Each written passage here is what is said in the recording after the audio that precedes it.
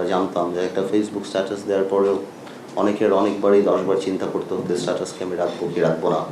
সেটা সংবাদ মাধ্যমের মধ্যেও ছিল, বাট তারপরও স্বীকার করতেই হবে যে সংবাদ মাধ্যম গত 17 বছরও সেই ধরনের আপনার কন্ট্রোলিং নেচার এবং কথায় কথায় সেই সময় বলা যে টেলিভিশনের লাইসেন্স কারা দিয়েছে, কাদের কথা বলতে হবে সেই যে মনে করিয়ে দেওয়া, হাত বেঁধে দেওয়া সাংবাদিক, তার মধ্যে থেকেও আমরা যতগুলি খবর পেয়েছি, আমরা যা যা খবর পেয়েছি সরকারের বা সব কিছু যে দ্য ওয়ে দে ফেইল্ড ওই সময় আর কি, বা যে অ্যাট্রসিটি বা যে অত্যাচার বা যেভাবে গণতন্ত্রের মুখ বন্ধ করা হয়েছিল, অন্যান্য যা যাই আছেন সংবাদ মাধ্যমের মাধ্যমেই কিন্তু আমরা জানতে পেরেছি। তো সুতরাং আমাদের এই জুলাই আন্দোলনে কোনোভাবেও সংবাদ মাধ্যম বা যারা যারা আছেন তাদের ভূমিকাকে খাটো করে দেখার কোনো সুযোগই নেই সব দিক থেকে। সো আমাদের মাথায় রাখতে হবে যে আমরা অবশ্যই এই মন্ত্রণালয়ের দায়িত্ব রেগুলেট করা, বাট কোনোভাবেও যেন আমরা কন্ট্রোলে না যাই। মাথায় রাখতে হবে যে আমাদের সকলেই কর্মে, আমি কথাগুলি বারবার বলি বিকজ 17 বছরে একটা ওয়েতে সারা বাংলাদেশ চলেছে। It is very difficult to change the system, because সিস্টেমের মধ্যে তো পড়ে যায় সব কিছু। এই গত সরকারের সবচেয়ে বড় প্রবলেমটাই ছিল যে হয় না যে রাজনীতিবিদরা যখন ফেল করে তখন জাতির ভবিষ্যৎ নিয়ে যায়। সো 17 বছরে আমরা এটা এখন রিয়েলাইজ করি সরকার এসেছে 17 বছরে জুডিশিয়ারি থেকে আরম্ভ করে, পলিটিক্স থেকে আরম্ভ করে, স্ট্যাচুটরি বডি পার্লামেন্ট থেকে আরম্ভ করে প্রত্যেকটা ডিপার্টমেন্টে এমনভাবে নৈতিক অবক্ষয় বা এমনভাবে কর্মপরিকল্পনা বা এমনভাবে করা হয়েছে যেটা সময় লাগবে, এটা আমিও বিশ্বাস করি, আমিও রিয়েলাইজ করি।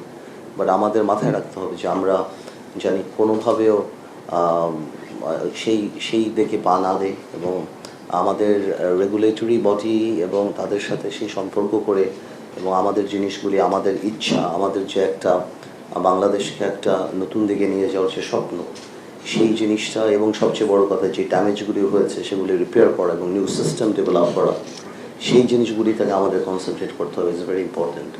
ক্লিন মাস্টার টয়লেট ক্লিনার, সবচেয়ে সেফ, সবচেয়ে clean. At the same time social values, আমাদের মুক্তিযুদ্ধের চেতনা থেকে আরম্ভ করে সব কিছুকেই আমাদের আপলিফ্ট করতে হবে। আর আরেকটা কথা মাথায় রাখতে হবে, আমি বিশ্বাস করি যে জিনিস আমরা যাই করব আমাদের সব কিছু যতই আমরা সিদ্ধান্ত নেই, আমরা চাই যাতে আমাদের দ্বারা কোনো অন্যায় না হয়, এটা মাথায় রাখতে হবে। যখনই আমি বিশ্বাস করি পার্সোনাল লেভেলে যে যখনই আপনি ভালো কিছু করতে চাবেন আল্লাহর একটা রহমত আপনার উপরে থাকবে। আপনি যদি if your intention is good, তাহলে একটা ডিভাইন ব্লেসিং আল্লাহ তাআলা দিয়ে দেয়। সেটাই মাথায় রাখবো আমরা, যাতে আমরা আগামীতে ঠিক করে কাজ করি সবাই মিলে ভালোভাবে। It's a team work. আপনারা যেখানে বসে আছেন আমার চেয়ে অনেক বেশি এক্সপার্টিজ আপনাদের। আমি হয়তো রাজনীতিতে অনেক বেশি বা অনেক অভিজ্ঞ না বলে বলবো যে অনেক সময় আমি করেছি, বাট এই জায়গাগুলিতে আপনারা আমাদের চেয়ে কীভাবে পরিচালনা করা হয় ব্যুরোক্রেটিক কাজগুলি আপনারা আমাদের চেয়ে অনেক বেশি এক্সপার্ট। কারণ আমাদের কাজটা হলো to mitigate the harshness, sometimes bureaucratic সিদ্ধান্ত, এবং জনগণের কাছে এটাকে পৌঁছে দেওয়া এবং জনগণকে আপলিফ্ট করা, তাদের ইন্টারেস্ট প্রোটেক্ট করা এবং তাদের জানার একটা রাইট আছে যে আমরা কী করছি, ওনারা আমাদেরকে ভোট দিয়েছেন, এবং সেটাকেই জনগণের কাছে পৌঁছে দেওয়া। ঠিক আছে, আজকে আর বেশি কিছু বলবো না। আপনারা দোয়া করবেন, ইনশাল্লাহ আমরা সবাই একসাথে কাজ করবো সামনের দিকে এবং একটা সুন্দর বাংলাদেশ গড়বো ইনশাআল্লাহ। আসসালামু আলাইকুম।